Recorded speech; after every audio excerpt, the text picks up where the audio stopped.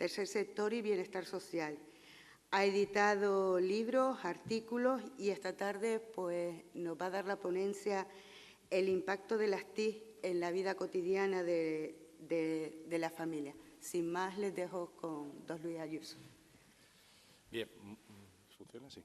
Bueno, buenas tardes a todos. En primer lugar, tengo que dar las gracias por la invitación a estar aquí con todos ustedes. No había estado nunca en Canarias y la verdad es que la hospitalidad canaria empieza a ser legendaria, porque me están tratando de forma maravillosa. Tengo que agradecer al alcalde, tengo que agradecer al equipo, al magnífico equipo de servicios sociales, a Rita, a Marisa, a Mariró, a Carmen, a toda la gente, que la verdad es que me estoy quedando impresionado por la forma de trabajar que tenéis aquí y cómo no, por este tipo de acontecimientos que hacéis. Es muy interesante ver un poco que estas son ya las 12ª jornadas que se hacen aquí sobre temas interesantes y tengo el honor de pasar por aquí, por una mesa donde han pasado gente muy, muy importante. Por tanto, muchísimas gracias por la invitación.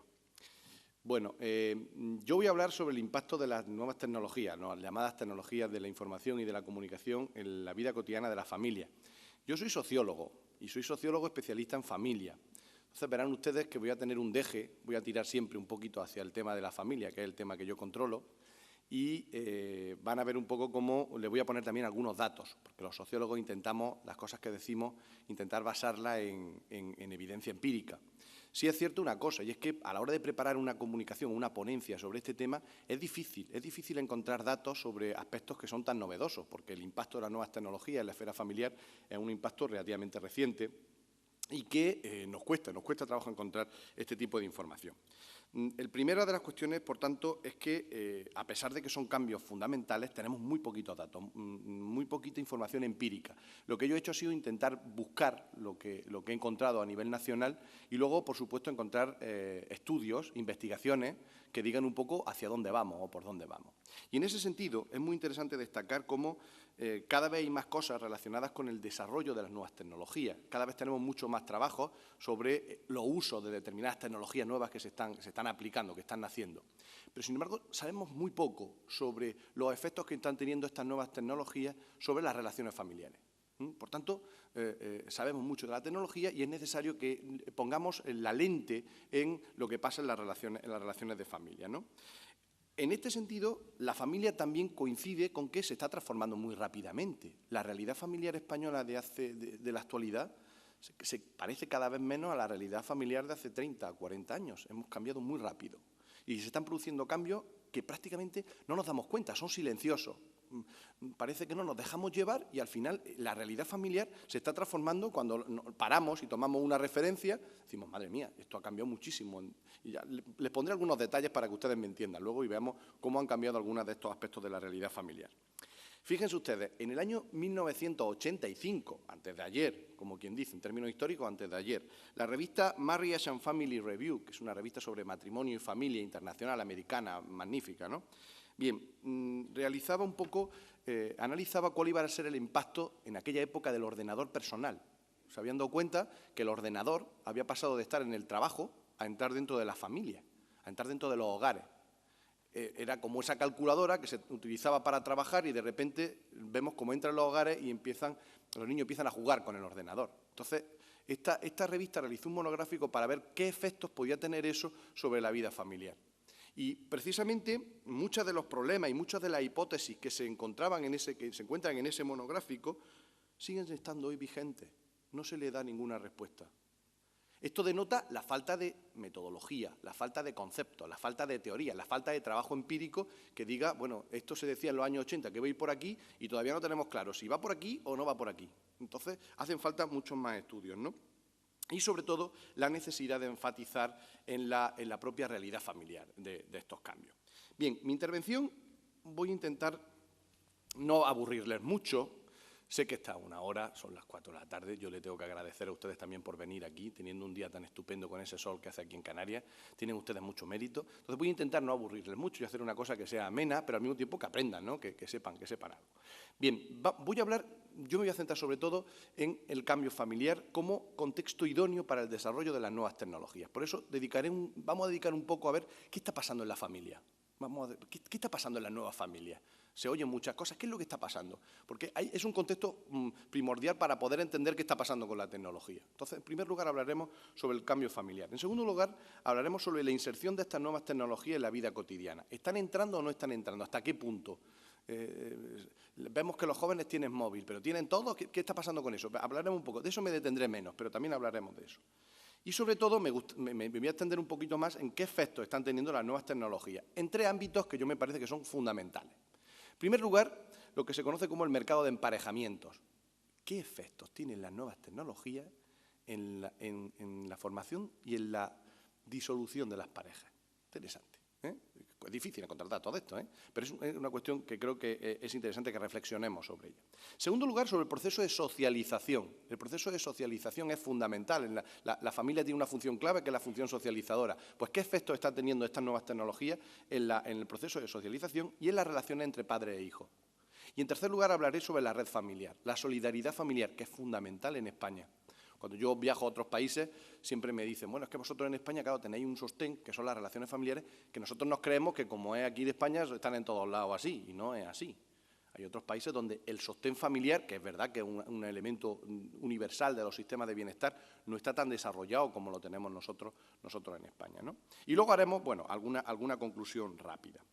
Lo primero que, por tanto, vamos a empezar hablando sobre el cambio familiar como contexto idóneo para el desarrollo de las nuevas tecnologías. A ver, las sociedades avanzadas están cambiando muy rápido, y la familia está cambiando también muy rápido, tanto la estructura como la propia cultura familiar.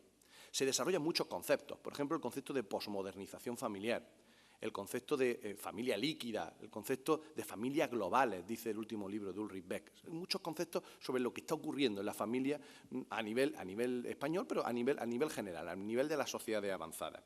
Bien, las nuevas tecnologías se están introduciendo dentro de la propia esfera familiar, pero no podemos entender como en una relación de causa-efecto. Son las nuevas tecnologías las que están dando lugar a los cambios familiares. No hay que entenderlo como una cuestión causa-efecto. Los cambios se están produciendo como se producen los cambios sociales. Son cambios que van de la mano, son cambios paralelos. No se produce una cosa aislada de lo demás, sino son cambios que van uno acompañando al otro. En ese sentido, no son las nuevas tecnologías las que cambian a la familia, no es la nueva tecnología la que cambia a la familia, son las nuevas familias las que están cambiando y están utilizando esas nuevas tecnologías para adaptarse a una nueva sociedad, a unas nuevas demandas sociales. Yo el énfasis no lo voy a poner en el WhatsApp, no lo voy a poner en las nuevas redes sociales virtuales, no lo voy a poner en los teléfonos móviles. Yo creo que son las familias las que están cambiando y están utilizando esas herramientas, lo mismo que en otra época se utilizaron otras, para adaptarse a unos nuevos conceptos y a unas nuevas demandas, que ahora después los veremos, ¿de acuerdo? Por tanto, es interesante que podamos entender los cambios familiares para poder entender los cambios tecnológicos. ¿Y cuál es ese contexto que hace posible que existan estas transformaciones familiares? ¿Cuál es ese concepto? Pues fíjense varias cuestiones importantes, precisamente sobre la orientación o lo que le está ocurriendo a las familias. Fíjense, ¿qué es lo que nos encontramos? Pues en primer lugar nos encontramos con hogares cada vez más reducidos. Estos son datos que están recién sacaditos del horno. Son datos que vienen, comparamos los censos de 2001 y de 2011. Los datos de 2011 lo hemos conocido en 2014, lo hemos conocido en un par de meses. Fíjense ustedes lo que dice el censo. ¿Qué es lo que nos está diciendo el censo? Que tenemos los hogares de personas solas, fíjense ustedes cómo crecen. Muchísimo. ¿Qué pasa con la pareja sin hijos? Señores, se están perdiendo los hermanos. No pasa nada, se pierden los hermanos. Pero, ¿qué repercusiones puede tener eso desde el punto de vista de las estructuras sociales?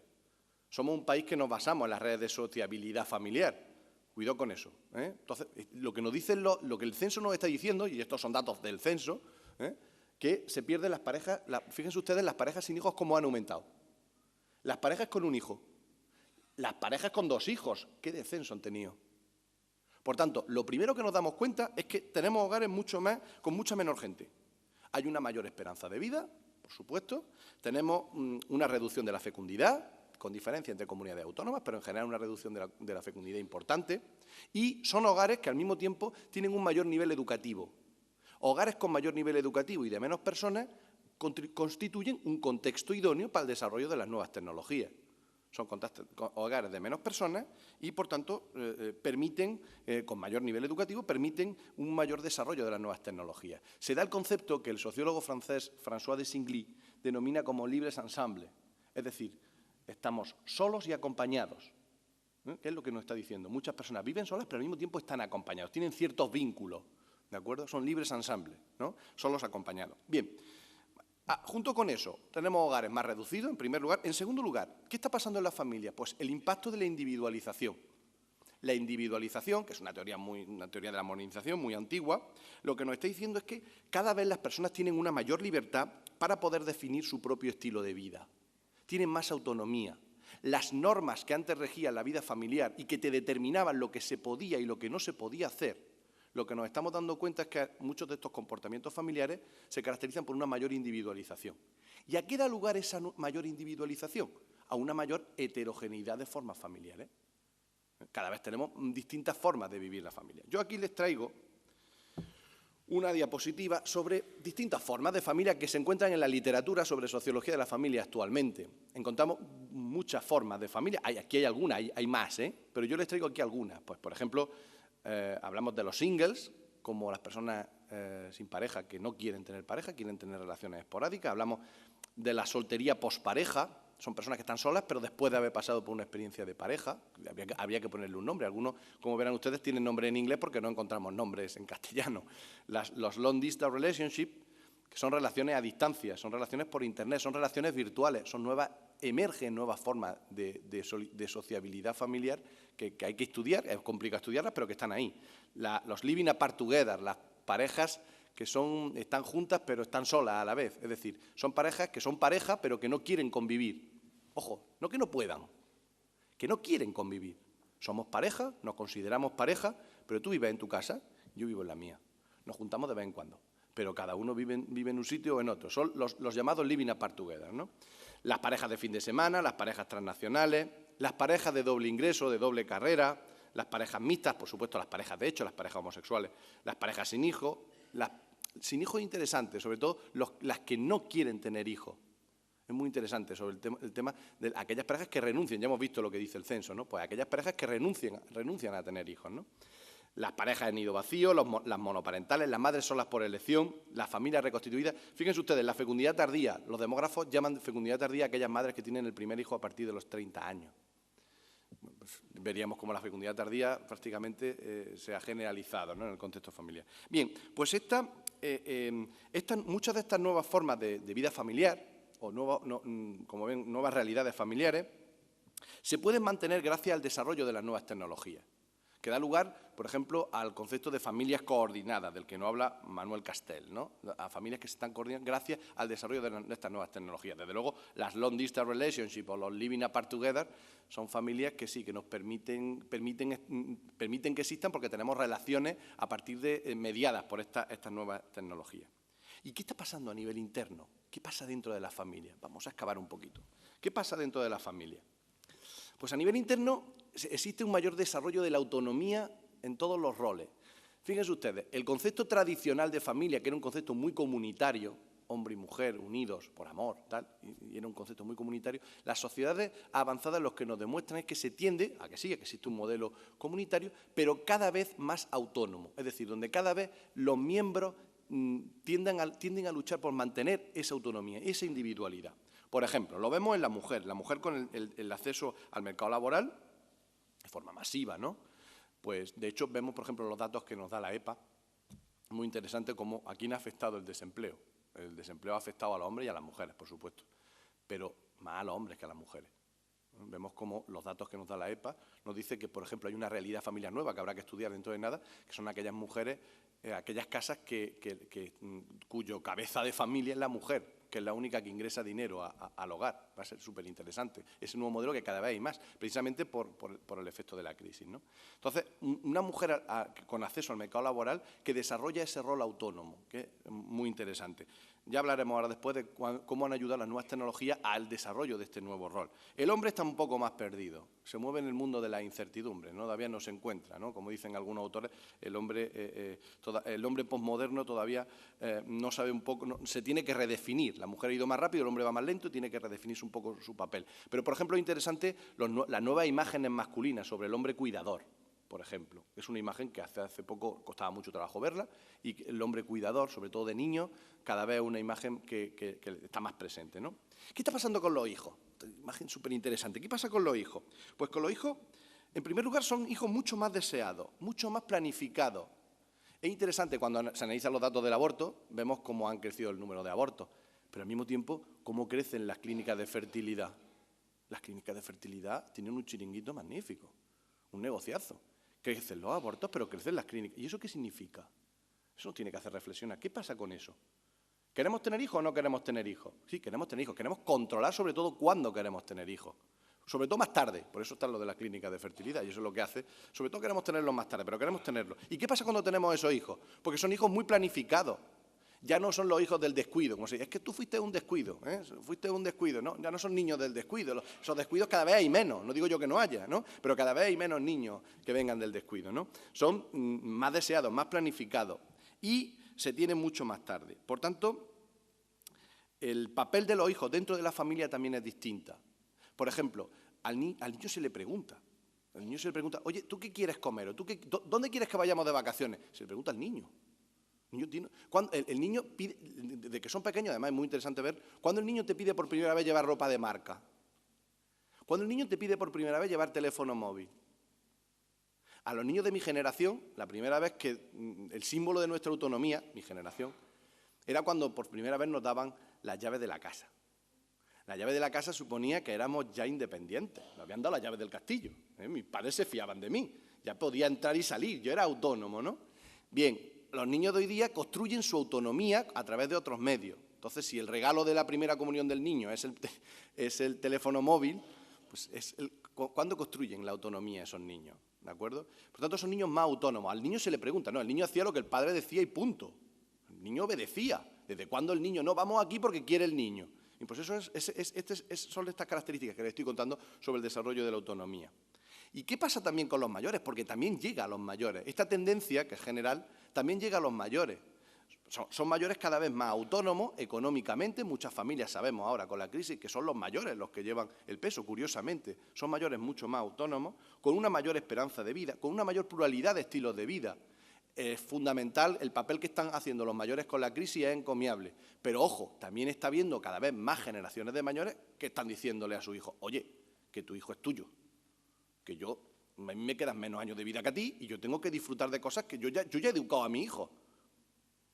La solidaridad familiar en España es encomiable, ¿no? Pero ojo, cuidado, que hay unas nuevas generaciones de mayores que también están mostrando esta autonomía. Oye, que yo también quiero disfrutar. ¿Cómo que yo tengo que ir todos los días a recoger al niño al colegio? ¿Cómo que yo...? Cuidado, eso de mayores esclavos, cuidado, ¿de acuerdo? Porque son autónomos. Entonces, ¿qué es lo que quiero subrayarles? Cómo dentro de la unidad familiar hay un desarrollo de autonomía en los distintos miembros. La mujer es autónoma, el hombre es autónomo. Por eso hay algún autor, el profesor Gerardo Meil, de la Universidad Autónoma, que dice que estamos ante familias negociadoras. Antes no se negociaba nada. Y ahora cada vez es una negociación más explícita, ¿no? Antes a lo mejor también se negociaba internamente, pero cada vez la negociación es más explícita. Papá, ¿a qué hora vuelvo? ¿A qué hora puedo volver? Vamos a negociarlo. A ver, ¿cómo que a qué hora puedes volver? Tal. Y se negocia. Es un proceso continuamente de negociación, ¿no? Bien. En este contexto de mayor autonomía es idóneo para el desarrollo de las nuevas tecnologías. Es idóneo para una familia que al mismo tiempo es autónoma, pero al mismo tiempo está más intercomunicada. Parece que somos más libres, pero al mismo tiempo estamos más intercomunicados. Es paradójico, ¿no? Pero es lo que se da. Es que la sociedad hacia donde vamos tiene muchas cosas de estas paradójicas en la situación en la que nos encontramos. Otra característica más de la familia actual. Pues el tema de la privatización en los comportamientos familiares. No me quiero detener mucho, pero la vida familiar sale de la esfera pública. Tradicionalmente los comportamientos familiares estaban muy controlados por el contexto. Oye, a tu hija la han visto con tal. Tú has hecho no sé qué y te han visto no sé qué. Y te controlaban mucho. Los comportamientos familiares tradicionalmente estaban muy controlados.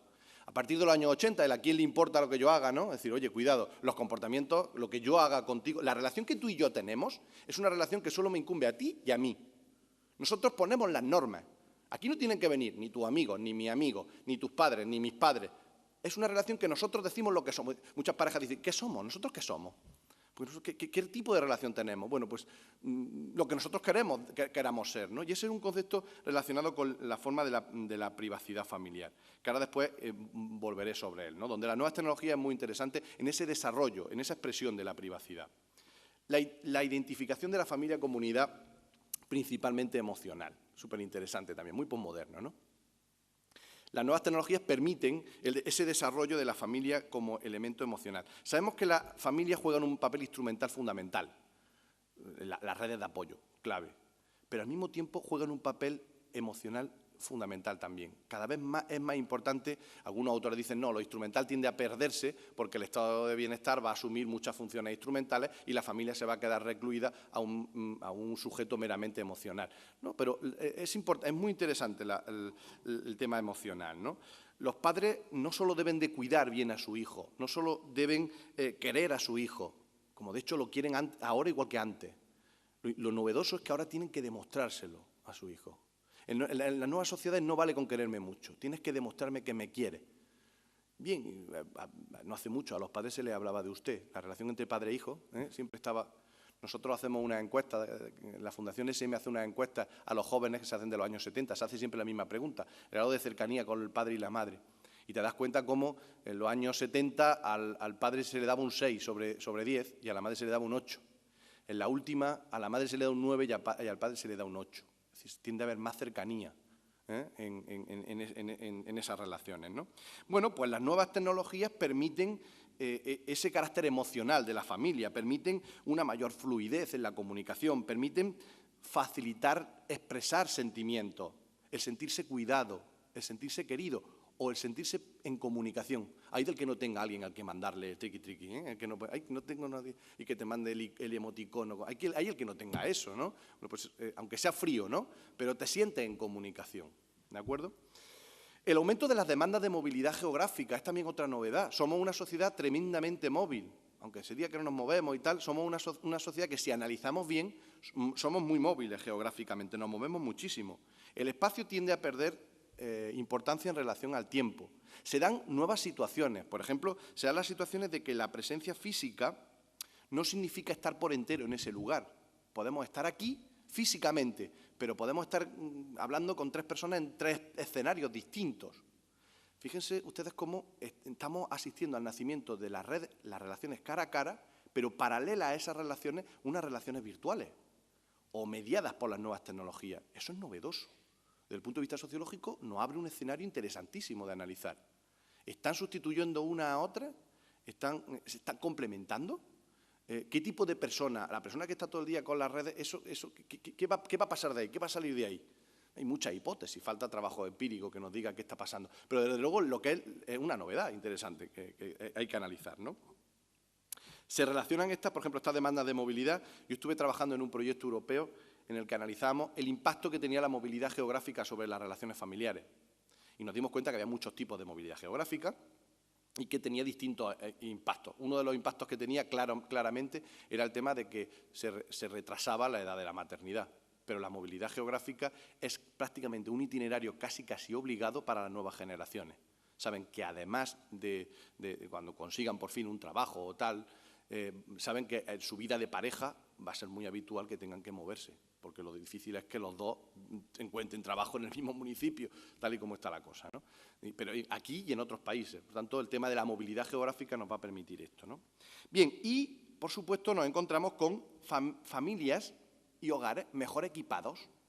Claro, un contexto idóneo para el desarrollo de las nuevas tecnologías. ¿Por qué? Porque encontramos a familias y hogares mejor equipados. Fíjense ustedes la evolución de los equipamientos. La evolución, lo que nos dice también la encuesta sobre las TIC en los hogares. Vemos cómo han ido evolucionando las distintas tecnologías. A pesar de la crisis económica, a pesar de la situación económica en la que nos encontramos, la televisión es prácticamente universal. Ha bajado un poquito. El teléfono fijo ha bajado otro poquito.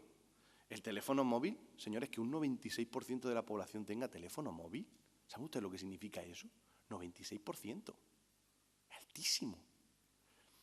El uso de Internet, el 67%. Que España sea el país de la Unión Europea con mayor número de teléfonos móviles inteligentes, tiene que hacernos pensar. ¿Qué nos quiere decir eso? A pesar de la crisis, insisto. Nos estoy diciendo, bueno, que hay determinados niveles de bienestar, puede ser. Otra explicación es la indispensabilidad de estas herramientas. Es que son indispensables, se han convertido en indispensables. O la rápida domesticación. Es que ya no puedo salir sin mi móvil. Si quieres castigar a tu niño, déjalo sin teléfono. Es el mejor castigo. Déjalo sin teléfono y es el nuevo castigo. Le estás cortando la red. ¿De acuerdo? O sea, se han domesticado. No solo los jóvenes, cada vez más mayores. Interesante. Cada vez más mayores son los que se incorporan a estas nuevas tecnologías. Este punto me viene a mí bien para hablar sobre la inserción de las nuevas tecnologías en la vida cotidiana. ¿De acuerdo? A ver, metodológicamente, no me quiero detener mucho en este apartado, pero no tenemos muchas fuentes para valorar esto. Tenemos principalmente la encuesta de equipamiento, hay una encuesta que hace Línea sobre equipamiento y TIC en los hogares. Están las famosas encuestas del uso del tiempo, las que analizamos, bueno, pues cuánto tiempo dedicamos a todas las cosas. Es muy interesante cómo se mide el tiempo y esas encuestas se hacen cada cierto tiempo y podemos ver cómo evoluciona eso. Y hay distintos barómetros del Centro de Investigaciones Sociológicas, hay concretamente dos, uno de 2011 y otro de 2012, donde, bueno, podemos hablar sobre el impacto que están teniendo, cómo están introduciéndose. Lo que pasa es que estos datos levantan muchísima frustración. Cuando estás trabajando sobre este tema y te vas a ver lo que dicen los datos, te dan cuenta que sí, que hay tantos televisores. Bien, ¿y qué? Que hay tantas personas que tienen teléfono móvil. Bien, ¿y qué? Que lo utilizan más los hombres que las mujeres. Lo utilizan lo mismo los hombres que las mujeres. Bien, ¿y qué? Son preguntas, pues son elementos muy descriptivos, pero que falta que enfaticen. Por ejemplo, no sabemos qué relaciones existen entre qué pasa con las relaciones cara a cara y las relaciones virtuales, como hemos visto antes. ¿Qué está pasando? ¿Cómo están interrelacionando? Sabemos muy poquito sobre eso. Todas las familias parece que son iguales. Muchas veces parece que todas las familias son iguales. Habrá distintas modalidades de familia, habrá distintos contextos. Habrá que ver comportamientos individuales, cómo determina el contexto y las distintas elementos que pueden distorsionar ese contexto, ¿no? O pueden determinar. A nivel general, y yo les voy a poner unos datos muy rápidos porque me aburre mucho esto, me interesa más que nos centremos en los efectos, pero rápidamente y a grosso modo demostrar algunos datos. Por ejemplo, el aumento del número de personas que utiliza Internet. Observamos cuál es el aumento, por ejemplo, de personas en el uso por Internet. Solo hay un 29% de personas que no utilizan Internet. Un 29% a nivel nacional, interesante. Los jóvenes, 9 de cada 10. Prácticamente no hay joven que no lo utilice, ¿no? Y sobre todo aquellos que tienen estudios superiores. Internet, sobre todo, se está introduciendo en los hogares con niños. Es también interesante. Sobre todo en hogares con niños. Son los que más demandan el uso de estas nuevas tecnologías. Y nos preguntamos, ¿y cuál es el uso? ¿Qué es lo que hacen con las nuevas tecnologías? ¿Qué es lo que hacen con las nuevas tecnologías? Pues analizamos, y aquí les he traído la comparación entre lo que hace la media nacional y lo que hace la población mayor, que cada vez es más la que accede a las nuevas tecnologías, vemos que hacen prácticamente lo mismo. O sea, vemos cómo pues reciben y envían correo electrónico, buscan información, leen o descargan noticias de prensa. Sobre todo, hombre, los jóvenes suelen utilizar más las redes sociales, como vemos, y ver la televisión, que eso es una cuestión que tal. Pero realmente hacen lo mismo. Las personas mayores que las personas jóvenes hacen cuestiones muy parecidas, ¿no? Insisto que no me quiero detener mucho en este apartado, que sería interesante. Vamos a ver los efectos. ¿Qué efectos tienen las nuevas tecnologías sobre las familias españolas? Insisto, esa no es una relación de causa-efecto, ya lo he contado, ¿vale? Son cuestiones que van de la mano, pero vamos a ver qué relación hay sobre eso. A ver, pues fijaros, el Internet viene de muy antiguo. Hay un sociólogo americano, Burgess, que es un sociólogo de la Escuela de Chicago, que analizó sobre todo la ecología humana, el cambio en las ciudades. En el año 28, Burgess analizaba el impacto que tenía en la sociedad americana dos nuevas tecnologías que se acaban de introducir. Una era el teléfono por cable y otra era el automóvil. Y el estudio de Burgess, en el año 28, decía que el teléfono rompería la vieja práctica que existía de que los familiares fueran a ver a otros familiares, porque ya existía el teléfono. Entonces rompería la familia. Se rompería la tradición de que vamos a ver a tus primos, a tus tíos o vamos a ver a la familia extensa, ya no lo veríamos. ¿Por qué? Porque hay un aparato que te permite llamarlo. Se decía en este año. Y lo del automóvil es más gracioso, porque el automóvil decía que promovía la promiscuidad y la desatención del hombre de la casa. Es decir, el desarrollo del automóvil hacía que el hombre saliera de la casa y se perdiera, y no volviera, ¿no? Y volviera a los 3 días, ¿no? Entonces, eran las conclusiones que tenían este trabajo. Fíjense ustedes que casi un siglo después, prácticamente esto del año 28, existen los mismos argumentos positivos y argumentos negativos hacia las nuevas tecnologías. Desde el punto de vista positivo, hay estudios que dicen que es muy interesante el impacto de las nuevas tecnologías en la educación de los niños, sobre todo por el acceso a la información. Destacan también la forma en la que complementan el apoyo social. Gracias a las nuevas tecnologías se está complementando las redes de apoyo, que es un complemento. No sustituye, pero complementa, ¿no? Desarrolla la propia individualidad. Gracias a mi móvil yo me desarrollo como yo, desarrollo mi identidad como persona, ¿no? Y el papel con las personas mayores y con la salud, fundamental, el desarrollo de las nuevas tecnologías para que se sientan acompañados, ¿no? Y para la salud es fundamental el desarrollo, ¿no? También hay muchos argumentos negativos y hay trabajos que enfatizan todos los argumentos negativos. Por ejemplo, la pérdida de control sobre la educación de los hijos. Se pierde el control de la educación. Y es una cuestión importante, como ahora veremos. La reducción del tiempo dedicado a la familia. Está todo el día con la maquinita. Luis, es que mi niño está todo el día con no sé qué, no me hace caso, no se relaciona con otros niños, está todo el día con la máquina. No tenemos tiempo para hablar en familia. El aislamiento social, igual, ¿no? O la pérdida de tiempo, la dependencia y las distintas adicciones que hay por ahí, ¿no? Interesante. Bueno, viendo todos estos estudios y viendo todos estos argumentos, prácticamente lo único que queda claro es que las nuevas tecnologías aumentan el potencial comunicador. Eso está claro. No sabemos si es más para una cosa. Yo no voy a decir que es más positivo que negativo. Lo que está claro es que aumentan el potencial comunicador.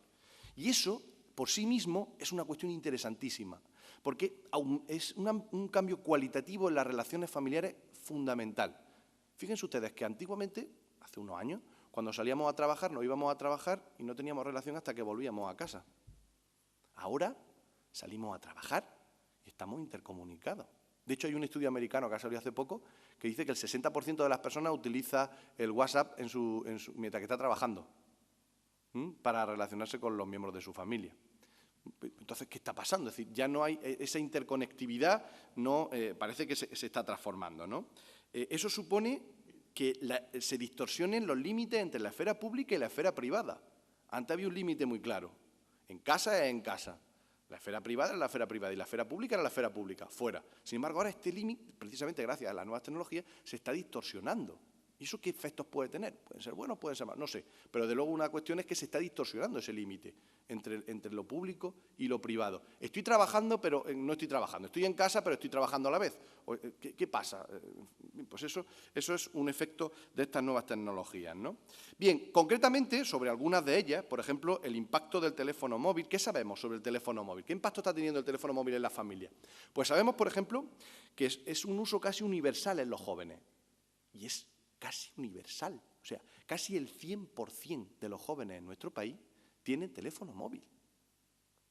Es un cambio de 10 años a esta parte. Un cambio rapidísimo, profundísimo. ¿Qué efectos puede tener? Bueno, vamos a ver. Sabemos que el hecho del teléfono móvil aumenta la frecuencia en la comunicación entre los miembros de la familia. Sabemos que aumenta, o sea, que el teléfono móvil aumenta la frecuencia de la comunicación. Da lugar a lo que se conoce como la microcoordinación de las estrategias familiares. Es decir, estamos microcoordinados. ¿Qué vas a hacer? Estamos totalmente en relación. Entonces nos permite, por ejemplo, en los jóvenes para la emancipación es un nuevo cordón umbilical. Los móviles se convierten en un nuevo cordón umbilical. ¿Cómo se hace la tortilla de patata, mamá? A ver, explícame. No, espérate, que te voy a hacer una foto. No, lleva mucho aceite. Quita el aceite. Pon. Es el nuevo cordón umbilical. No cortamos ese cordón umbilical gracias a este desarrollo del teléfono móvil, ¿no? Y facilita el control de los padres sobre los hijos, pero también supone un problema, sobre todo un problema en la accesibilidad. Tenemos todos seguro muchas imágenes de jóvenes que se juntan, están comiendo y están con el tiqui-tiqui. Están comiendo, pero vamos a ver, ¿tú dónde estás? Estás comiendo, vamos a ver, déjalo que estamos comiendo, ¿no? Y está con el aparato, ¿no? Bien, por tanto, hay trabajos que dicen esto en relación al teléfono móvil. En relación al impacto que está teniendo Internet, los estudios no son claros. Por un lado, hay algunos estudios que dicen que aísla decir, que Internet está contribuyendo a unos jóvenes cada vez más aislados, a que reduce la comunicación en la familia. Y, por otro lado, hay otro estudio que dice lo contrario, que intensifica las relaciones. No hay, claro, si me preguntan ustedes, Luis, ¿qué pasa? Pues que unos dicen una cosa y otros dicen otra. Tendremos que hacer nosotros algo para ver con qué nos quedamos, ¿no? Porque, en principio, los estudios son contrarios, ¿no?, unos a otros, ¿no?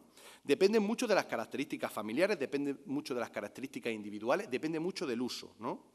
Hay estudios que muestran que Internet solo sustituye el tiempo vacío, que realmente no está cambiando tiempo nuevo, sino que solo sustituye el tiempo vacío. Ahora le voy a poner unos datos de España para ver si eso es verdad o no es verdad, ¿no? ¿Qué pasa con las llamadas redes sociales virtuales? Virtuales, las llamo virtuales por diferenciarlas de las cara a cara, ¿no? Hay otros nombres, me gusta virtuales, pero podemos poner otros nombres. Son las redes que sustituyen a las relaciones cara a cara. Bueno, pues fíjense ustedes, se ha generalizado su uso de tal forma que, según el CIS, el 90% de los jóvenes en el año 2011 al menos tiene una red, o pertenece a una red social. 90%. Yo cuando vi el dato no me lo creía, digo, ¿tanto? 90%, al menos a una, hay algunos que están en varias, ¿no? Al menos a una, ¿no? Eso hace que aparezcan nuevos escenarios de sociabilidad, como ocurría en generaciones anteriores. Yo recuerdo, mi generación fue la generación que pusimos de moda el botellón, ¿sí? La generación que puso el moda botellón, nosotros, aunque existían otras cosas, los guateques y tal, nosotros pusimos de moda el botellón. Y es cierto que había una crítica muchas veces, de, bueno, es que eso es solo por beber y tal. Y es cierto que también una de las funciones que se hacía con el botellón era que eran escenarios de sociabilidad, donde la gente podía hablar, podía comunicarse. Curiosamente, los últimos datos de la Fundación de Ayuda contra la Drogadicción decían que había descendido el número de personas que hacían botellón. Y los técnicos de la Fundación decían, o lo achacaban, al desarrollo de estos nuevos espacios de sociabilidad. Es que hay nuevos espacios de sociabilidad y al botellón no solo se iba a beber, se iba también a compartir. Y hay nuevos escenarios nuevos para compartir. Bueno. Bien, por tanto, estas nuevas redes sociales son expresar y construir la personalidad, que es muy interesante, sobre todo en el desarrollo de la adolescencia. El cómo desarrollo yo mi propia identidad. Estas plataformas te permiten ese desarrollo, ¿no? Lógicamente pueden atentar contra valores familiares. En estas redes familiares tiene también muchos riesgos. Son nuevos espacios de sociabilidad. Es como si fuera la calle, hay de todo. Hay cosas buenas y hay cosas malas, ¿no? Y, sobre todo, son especialmente peligrosos cuando los padres no conocen nada del tema. Cuando los padres no conocen nada de estas redes, especialmente tienen un riesgo especial, ¿no? Y los últimos trabajos que he consultado son los que se relacionan al WhatsApp, a los mensajes de texto.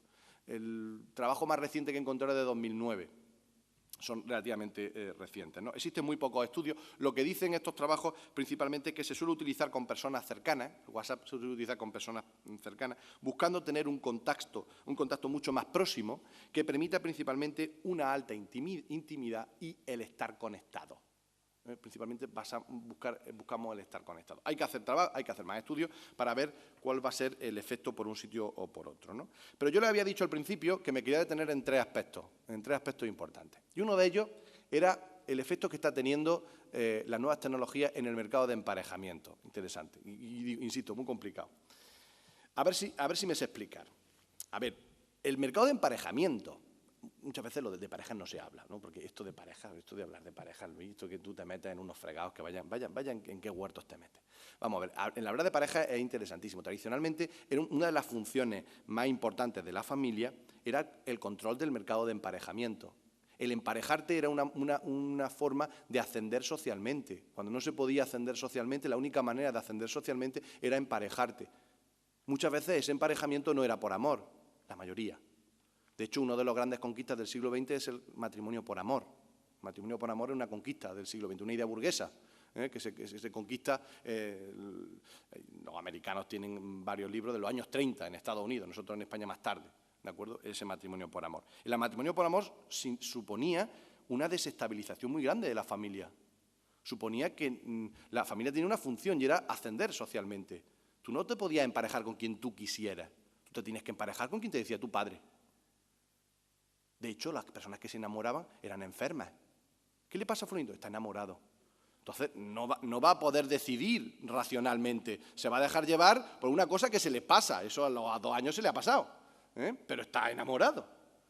¿de acuerdo? O está enamorada. Está enamorada, llévatela fuera, que vaya a otro pueblo, que vuelva luego porque están enamorados. Bien, porque no es racional. Y las personas que eran enamoradizas tenían muchos riesgos, decían los padres uno a otro. Tu hijo o tu hija es muy enamoradiza, ten cuidado, que te va a dar muchos problemas, no va a hacer lo que tú quieras, ¿no? Bien, pues ¿qué está pasando ahora con las nuevas redes de sociabilidad? Pues que, pues con nuestros nuevos espacios se accede a un mercado potencial más grande. Las redes, estas nuevas redes de sociabilidad a partir de las nuevas tecnologías hacen que se crezca un mercado mucho más grande, en la cual se requieren nuevas habilidades. Los nuevos jóvenes del siglo XXI requieren nuevas habilidades para meterte en esos nuevos mercados de emparejamiento a través de estas nuevas tecnologías. Aparece lo que Bauman llama el amor líquido, que es un amor individualista. Ya no es el amor romántico, en el que tú y yo por siempre, unidos por el amor para siempre, sino que es un amor, sí, tú y yo siempre nos queremos mucho, todo lo que tú quieras, pero tú y yo. Somos dos autonomías, tú y yo. Y estamos juntos mientras que las expectativas que yo tenga sobre ti sean las mismas que tú tienes sobre mí. Mientras que en nuestro proceso de negociación de pareja interno, los dos ganemos. En el momento que no, si lo único que nos une es el amor, pues nos desenamoramos para volver a enamorarnos otra vez. Porque eso es lo que dice Scherling, como asemeja el mercado de emparejamiento a un tío vivo, en el que te sube y te bajas, me enamoro, me desenamoro, ¿no? Bien, el desarrollo de Internet es clave. El desarrollo de Internet va a ser clave por muchísimas cosas. Fíjense que en España, en el año 1995, el Centro de Investigaciones Sociológicas hizo una encuesta para ver cuántas personas se habían conocido por Internet. El resultado fue 1%. 1% de parejas, en 1995, se habían conocido por Internet. En el año 2012, el CIS vuelve a hacer esta pregunta, y aparece un 10% de jóvenes que se han conocido por Internet. En Estados Unidos, 1 de cada 3 parejas que se forman se han conocido a través de estas nuevas tecnologías. Algo está pasando. Desde luego, algo está pasando. Ojo, esto también supone que aparezcan las infidelidades. Aparecen también el riesgo de nuevas parejas y, por tanto, aparece también el riesgo de la infidelidad. Los datos referidos al caso español, los datos que yo tengo referidos al caso español, muestran que el 60% de los jóvenes utilizan las redes sociales. ¿Pero para qué las utilizan? ¿Para qué utilizan los jóvenes las redes sociales? Sobre todo para estar con amigos, ¿no? Y para acceder a nuevas redes de sociabilidad. Están con amigos y conocen gente. Vale, bien.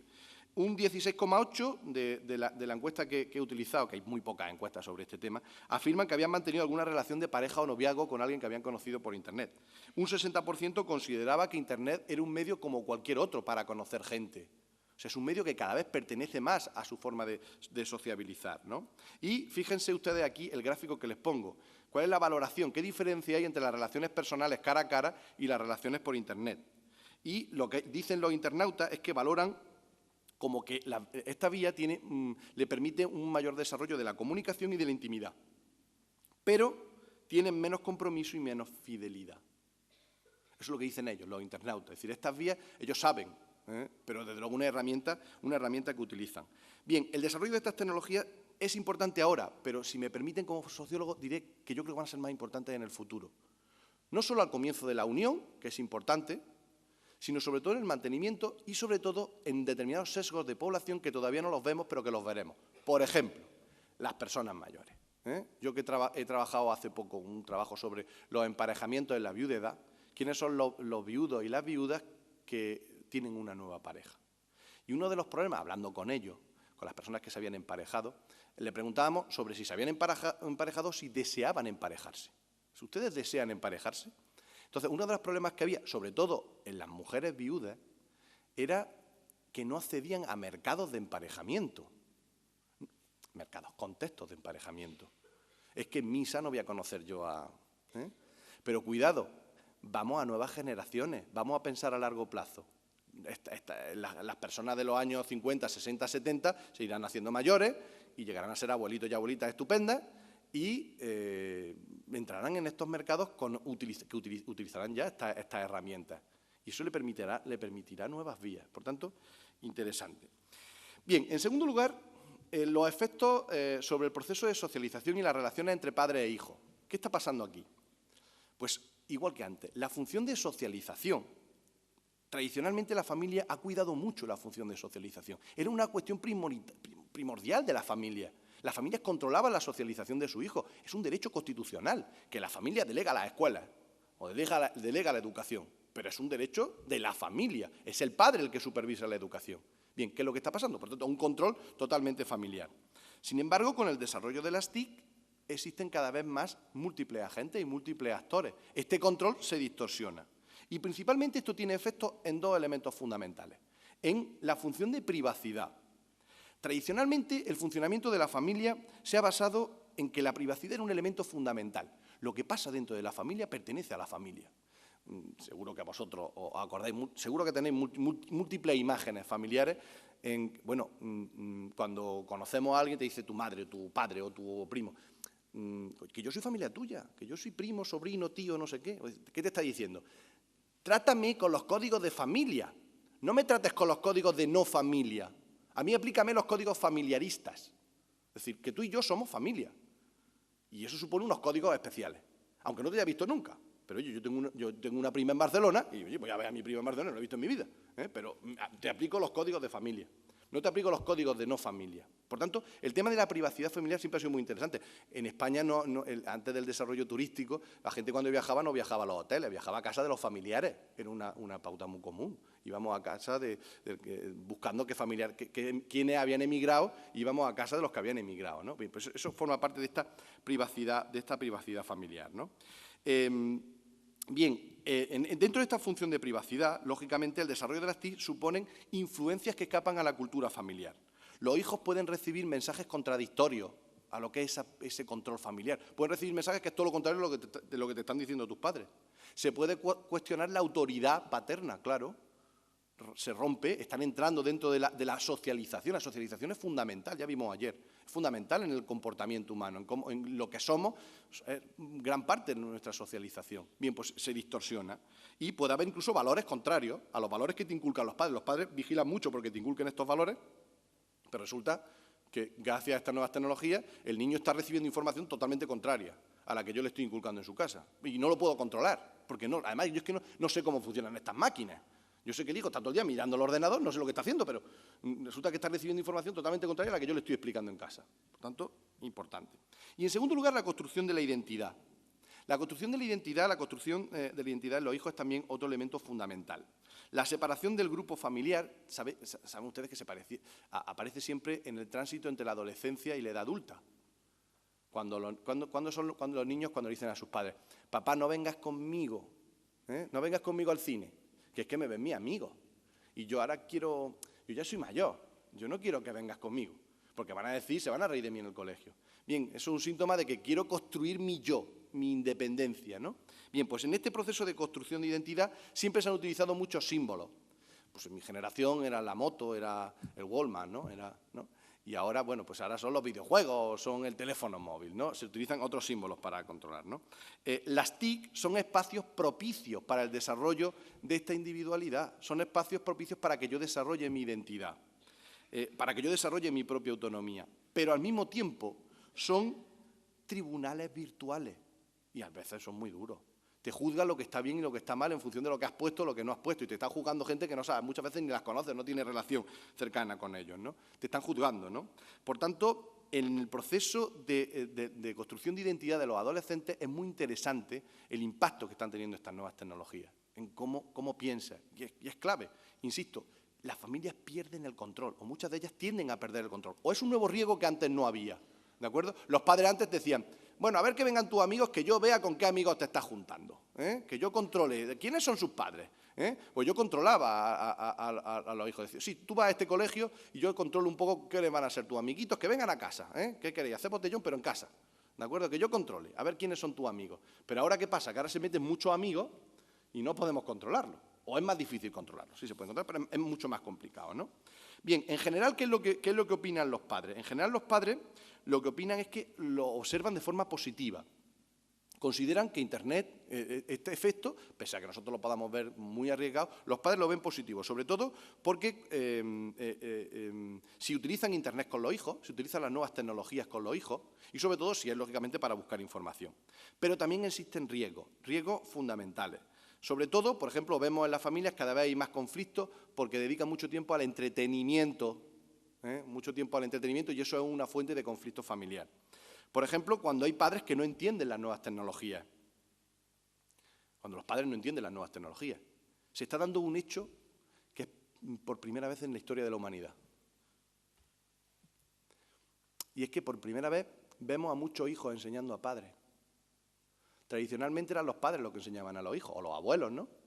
Pero que el hijo sea el que enseña al padre es algo relativamente reciente, ¿de acuerdo? Y fíjense ustedes aquí en una pregunta del CIS, ¿no? Sobre la opinión de los jóvenes entre 15 y 29 años sobre las ayudas prestadas relacionadas por Internet. Jóvenes que han tenido que pedir ayuda a sus padres, el 8,9.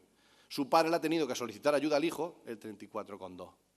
Y su madre, el 36%. O sea, son los padres los que están ayudando a los hijos. Y esto es algo relativamente novedoso, ¿no? El profesor José Félix Tezanos tiene un estudio sobre familia y nuevas tecnologías y dicen que existen pocos padres que sean conscientes verdaderamente del uso que hacen sus hijos de las nuevas tecnologías. Precisamente porque las nuevas tecnologías estaban hechas para escapar de todo control. Es que fueron diseñadas para eso. Lo dice Tezanos, dice, muy pocos padres que sean conscientes de eso, ¿no? Y también está el propio aislamiento dentro de las conductas. Por tanto, de una forma o de otra, la variable tecnológica está dando lugar a diversos tipos de familias y a la interacción de las TIC entre ellas, ¿no? Es interesante, por tanto, cómo afecta este proceso de socialización. En tercer lugar, ¿qué impacto está teniendo sobre la red familiar, la solidaridad familiar? ¿Qué es lo que está pasando con eso? Bueno, pues las redes de solidaridad, no hace falta que yo diga, que en nuestro país son claves, fundamentales.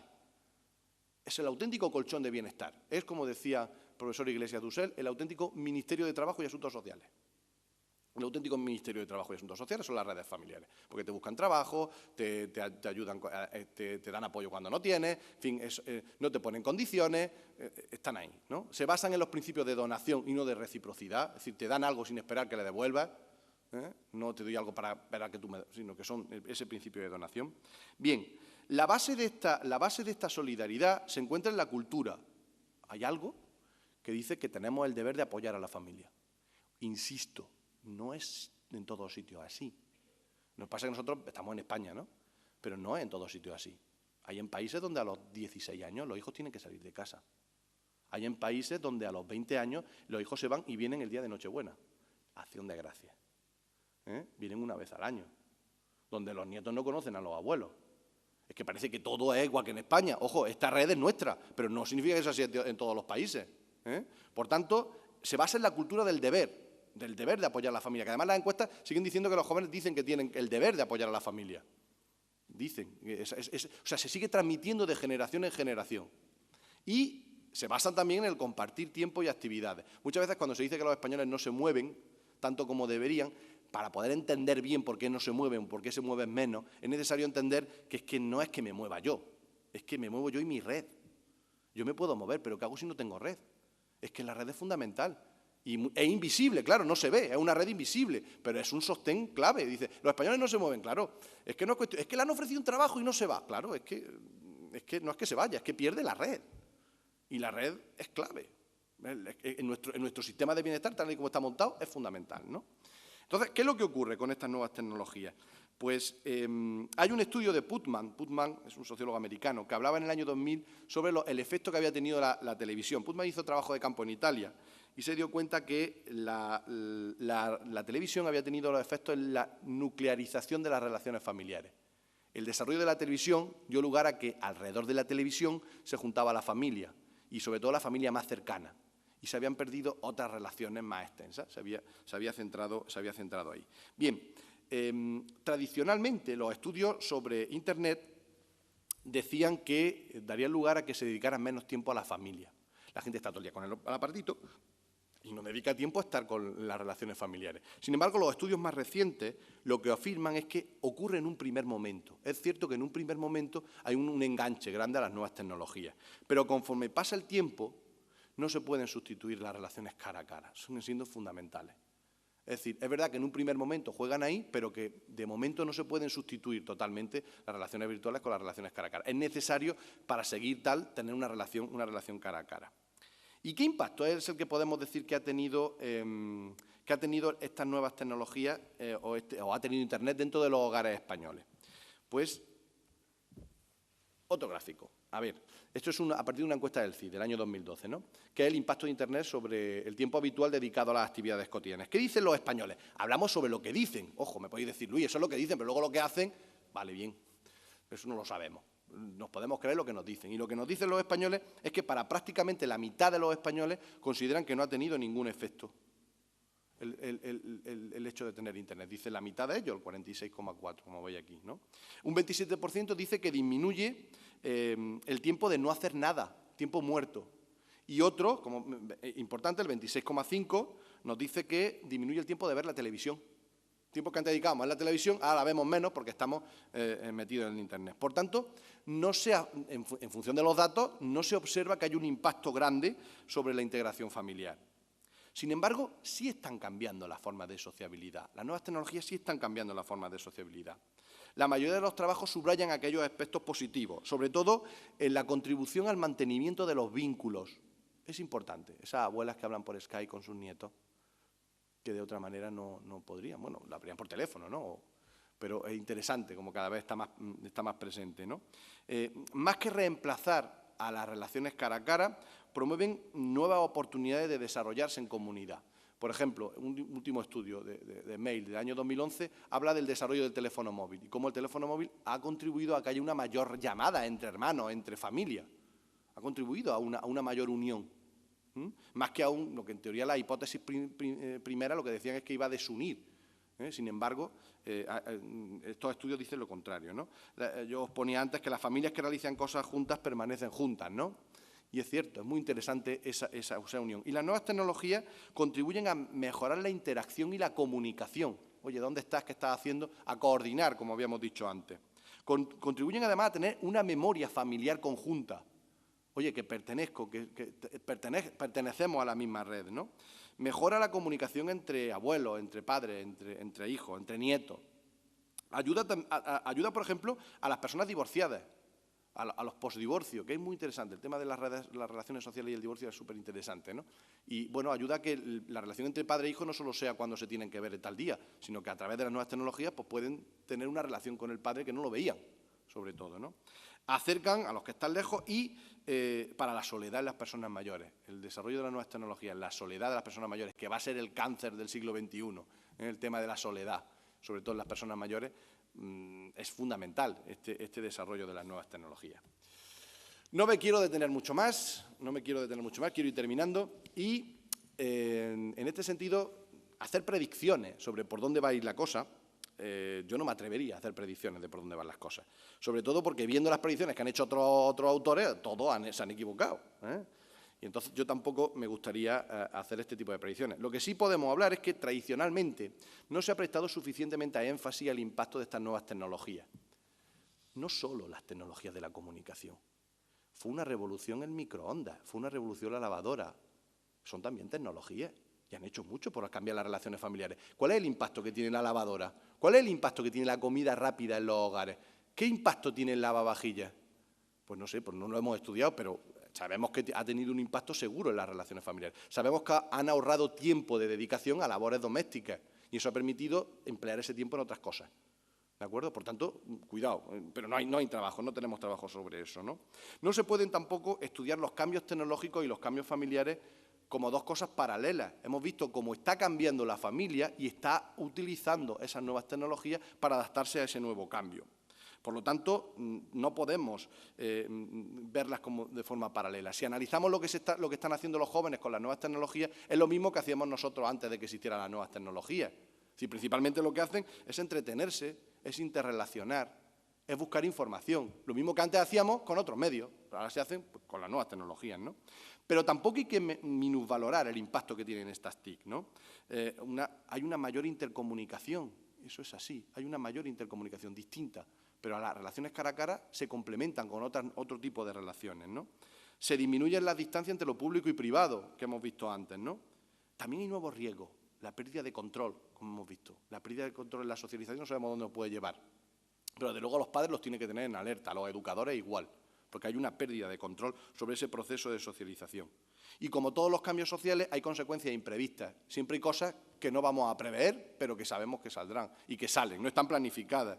El bullying, el acoso sexual, todas estas cosas, y sabemos que salen, que están ahí a partir de estas nuevas tecnologías. Por tanto, son necesarios nuevos trabajos. Sabemos que el impacto de las TIC es cada vez más significativo. Sabemos que estamos solo al principio, señores, que estamos empezando, que esto seguramente evolucionará y habrá muchos cambios, ¿no? A partir de los estudios creemos que probablemente será para mejor y también estamos seguros de que no hay una vuelta atrás.